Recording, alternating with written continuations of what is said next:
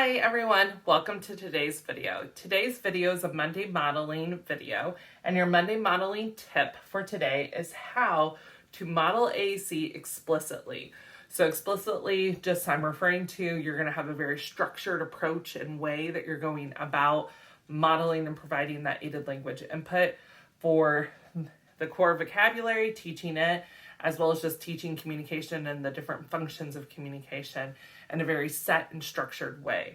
So what this may look like is that you're going to find and read books that have that purpose of teaching a certain function or a certain core vocabulary word. You're going to maybe adapt some of your books to help out with this. You're going to have very structured lessons and adapt them to include your core vocabulary or your AAC system so that you can be providing that aided language input on, as well as some other materials. So I thought I would give an example for me recommending to my teams that I work with. I usually recommend to kind of have a core word of the week or a couple of core words each week that they are going to be focusing on and including into their routines, into their lessons, and into the materials that we're sending home to parents and providing to them as well for those carryover activities. So an example would be if, like, to keep it simple for this video, if we were doing the word help, and that's our focus for the week.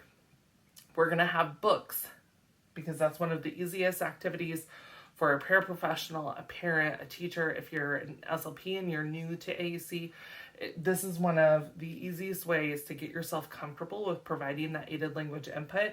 And again, you're doing it explicitly. We're going to teach the word help through this book and by providing that aided language input. So some examples would be you could go to Tar Heel Reader. And this is a free platform. If you're not familiar with it, that's online, tarheelreader.com, I believe, or .org.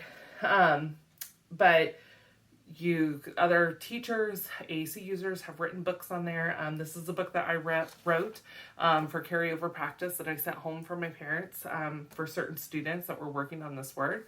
And then I just highlighted the word because this is our focus. And every time that we see that highlighted word, we're just going to provide that aided language input. And then while you're reading the book, you can elaborate and talk about, other community workers, because it's about community workers that help us, other community workers who help us, or how do they help us? So you can elaborate on it, but our focus is very structured. We're teaching this word. We're providing aided language input for this word and using it for different functions of communication and our lessons and everything. You could also just use general books that, maybe have a repeated word in it. So the little red hen goes along with our help, and it has that word repeated. She asks, who is going to help me? Oh, no one helps her. So we can get that repeated practice on providing aided language input for that word.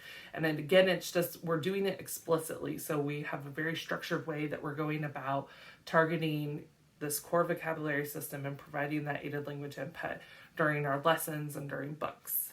All right, so there is a quick snapshot of how to provide aided language input and how to model AAC explicitly.